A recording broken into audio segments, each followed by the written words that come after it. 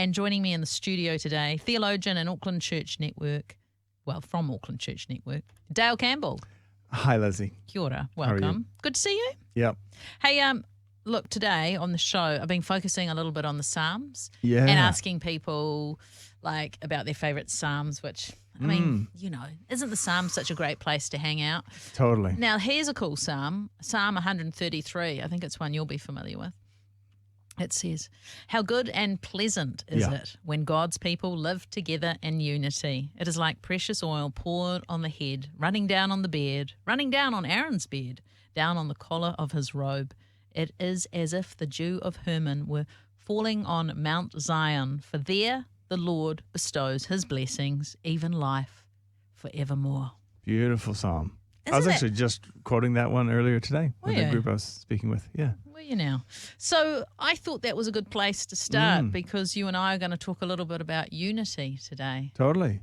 So does it talk about unity? I mean, I've just pulled that scripture out. Sure. Is there quite a lot of scriptures about unity in the Bible? I'd feel there'd be. Absolutely. Yeah, you would know more than I. Ephesians 4 is a famous, strive for unity, the bond of peace. It's a great one. Paul's metaphor of the body in 1 Corinthians 12, unity and diversity in the body. This is some great stuff. Johannine, the Gospel of John. I pray that, Jesus' high priestly prayer. I pray that they'd be one as you and I are one, so the world may know. So there's some great scriptures on unity. And yet I feel like it can be quite difficult for us at times, don't you think? Totally. Yeah. I mean, look, we disagree on stuff. People are different. Yeah, regardless of whether you're a Christian or not, right? That's right. So, the other week I was off here, I was on holiday, and the Pope died, which was sad. Pope, yes. And I'm not Catholic, and neither are you, but we both have appreciation. Totally. And so I was watching some of the funeral on Saturday night, I think it was, and I had this feeling, I bet Dale's watching this. And were you? Yeah, I love. I mean, can I just say why I love Catholicism? I grew up in a cult, which we won't talk about. Probably that day could take us off the course, maybe. But I, became a sort of a Baptist-y kind of ordinary, sort of normal, I guess, Christian. And but over the years, as I encountered Catholicism, I just really appreciate what I sometimes describe as the transcultural shape of Catholicism. Like, no matter where you go in any country, in any language, you know how to participate in the worship because of their liturgical service. You know when to bow, what's being said. This is the format of it. Yeah, when someone's raising the bread, that you know what's happening. When they're raising the cup, you know what's happening. When they're on their knees praying their prayers of confession and adoration, there's just the shape of the liturgy is just so beautiful. Yeah. And it's something that's lasted across cultures and across centuries, and so I just love that about liturgical traditions in general, but it's in Catholicism as well. Yeah, that's something that I've come to appreciate as I've got older, to be fair. Like, my first experience of Christianity when I was young was the local Anglican church. Then went sort of more Pentecostal, but now have more of appreciation for those things. But the thing is, and we don't want to focus on it too much, but the Pope died, and there was quite a lot of negative talk out there, and as Christians, there's something you said off air to me before, is that we don't actually have to agree on everything, do we? Even though we're seeking unity.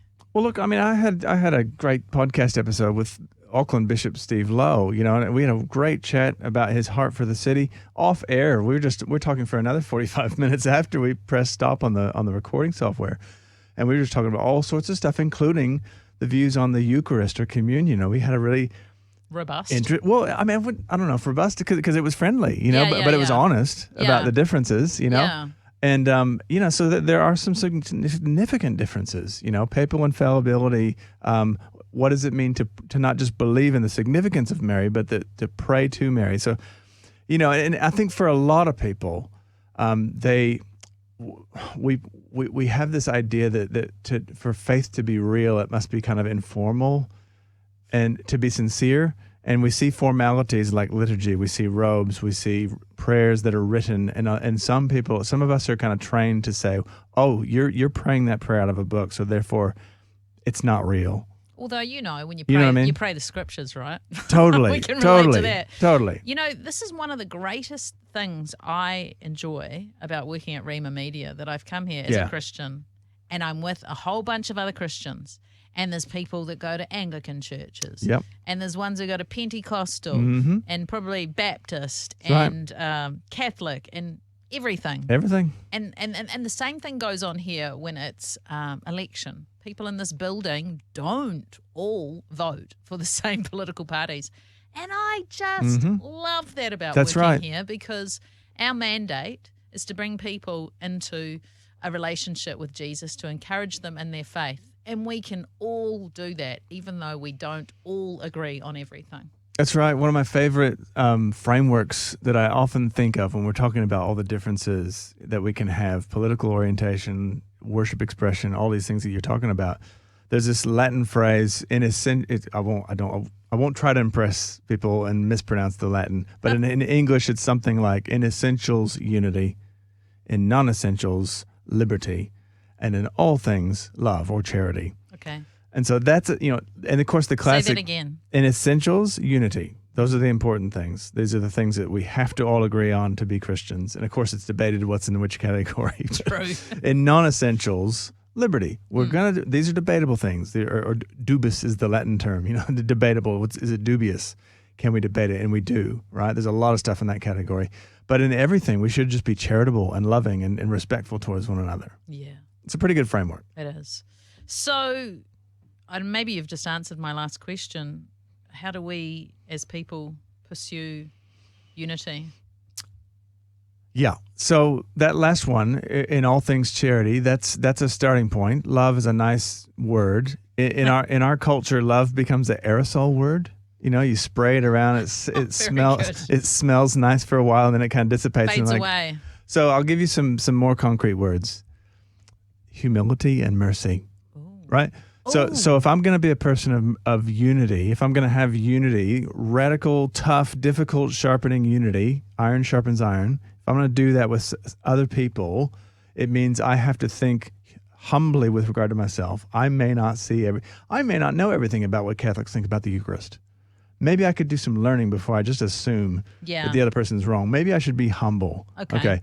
And then merciful towards the other. Like maybe they actually are sincere, and I shouldn't judge them, So those two together are a beautiful combination. They bring people together. That is really lovely. And I think to be humble and merciful towards others, but you know what? We can actually be like that towards ourselves.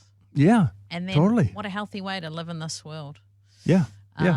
Yeah. So good to talk with you. Now, just before you go, you made mention of your podcast. Yes. Tell us the name of that podcast again. That's Go on. Well, what about your podcast, Well, they know Lizzie? about my podcast. I talk about it every where day. Where do you find God? You've been some one of great my guests. I was one of the early ones. You were one of the early ones. I mean, probably why it's so successful, right?